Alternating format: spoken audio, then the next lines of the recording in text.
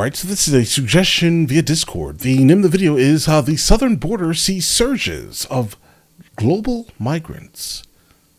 Alright, let's check it out. Let's see where this takes us. This desolate stretch of the border east of San Diego has become a major crossing point for migrants entering the country illegally. We're following a group of people who live in this area and have taken to providing these migrants with humanitarian aid, food, water, blankets, that kind of thing. Sam and John Schultz are a father and son who own property nearby. They give out flyers with legal information in 22 different languages. What part of India is that? Is that in the south or? Bro, did you just say India? Norte. In one day, we visit several campsites along the border, and we meet migrants from 11 countries across 3 continents. Roughly how many people are you seeing on a typical... All right, so basically, it's just a free-for-all by the sound of it here, guys.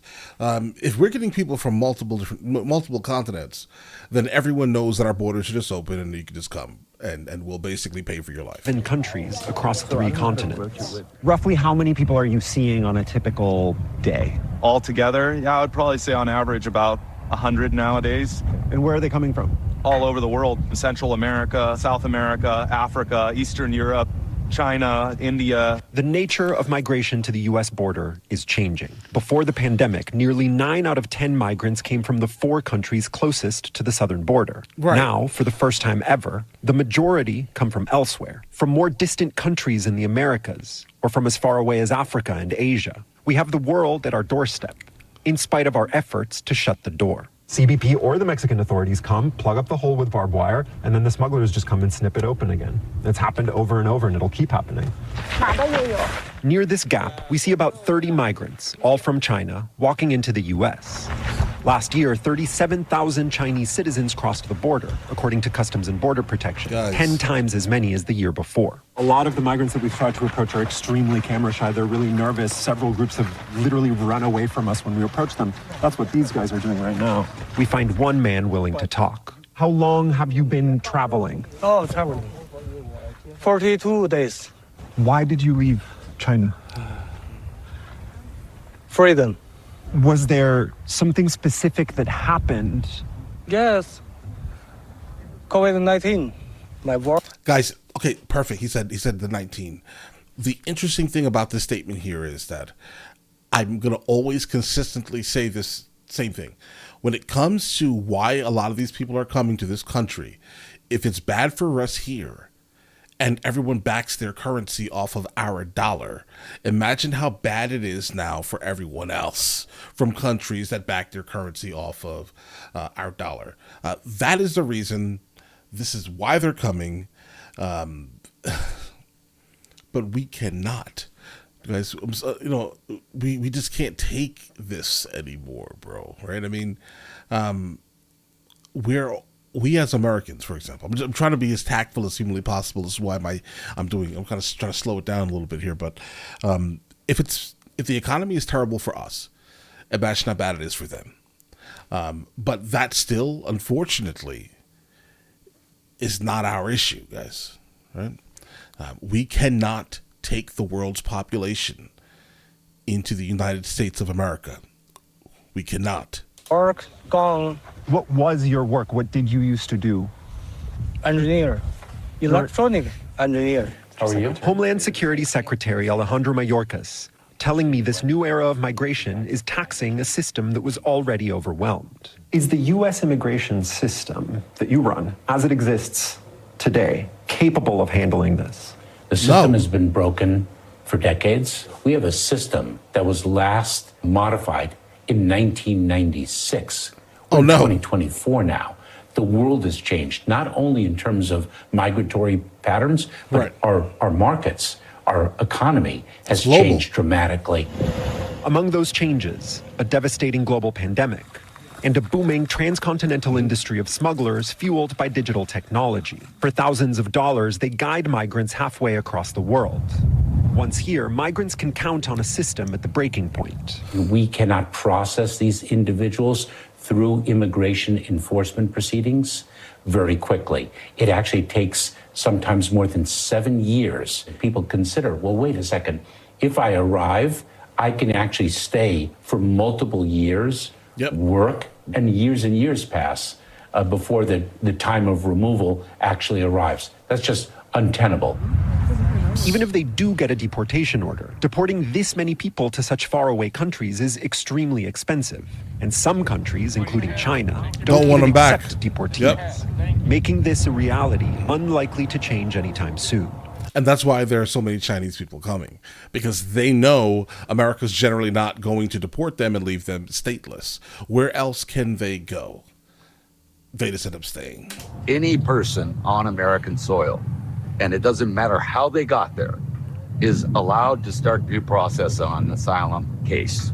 So as long as that is true, people are going to attempt to cross the border and get on American soil. Why would it ever be any other way? Yeah, I have a feeling that we're going to see more and more of this as time goes on.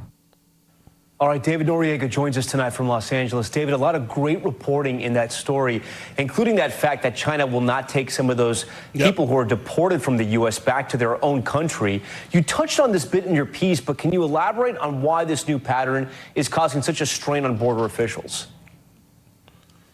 Look, Tom, the U.S. immigration enforcement system as it exists is just not designed to handle this. I spoke to a senior CBP official who explained that there's only infrastructure in place to deport large numbers of people to Mexico and northern Central America. There is no infrastructure in place to deport the kinds of numbers that we're seeing to countries as far away as China, India, Russia, even some countries in South America. West Africa pose also a serious logistical challenge. Even some of the more recent innovations in border enforcement policy that were put in place under the Trump administration, like Remain in Mexico and Title 42, likely wouldn't work in a situation like this because they require cooperation from the Mexican government. And it's highly unlikely that the Mexican government would accept tens or even hundreds of thousands of people who come from countries other than Latin American countries who don't even speak Spanish. This is truly a challenge that the U.S. system is only beginning to understand.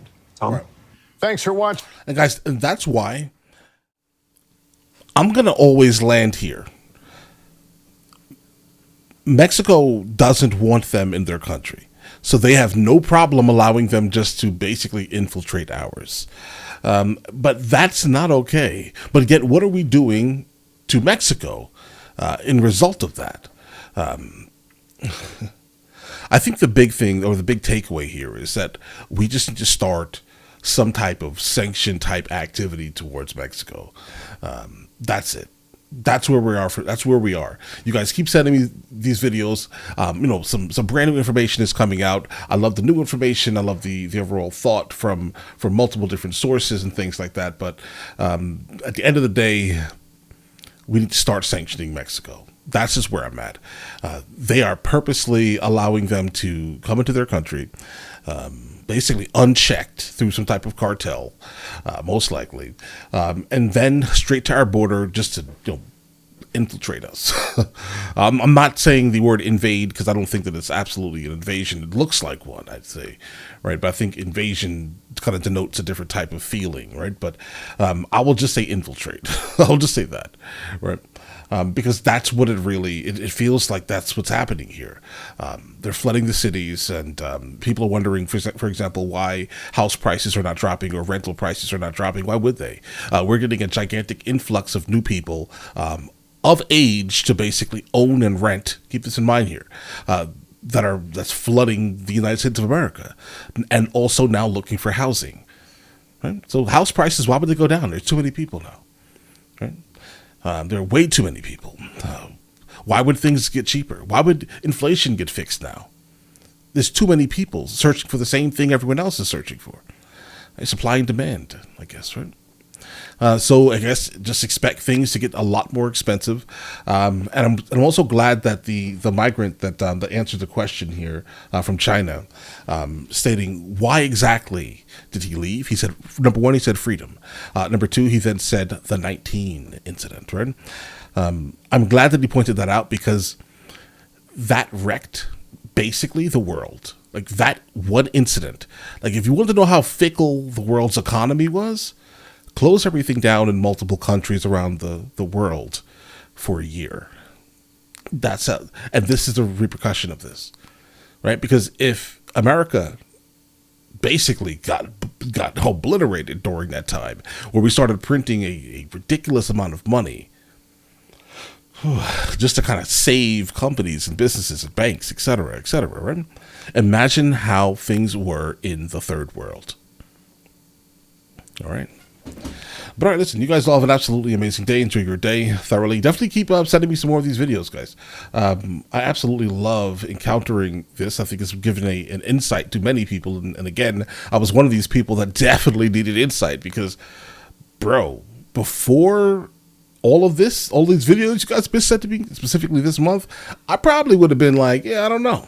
I don't know if I really care about the migrant crisis like that, but now I do, because I think it's absolutely wild, guys. It's crazy. This needs to stop. All right. But all right, listen, you guys all have an absolutely amazing day. Enjoy your day thoroughly. Guys, before we go, are you guys subscribed to the other channels? Logical Movie Reviews with Mr. L. Boyd, along with Mr. L. Boyd Music. Both are found in the description. Check it out.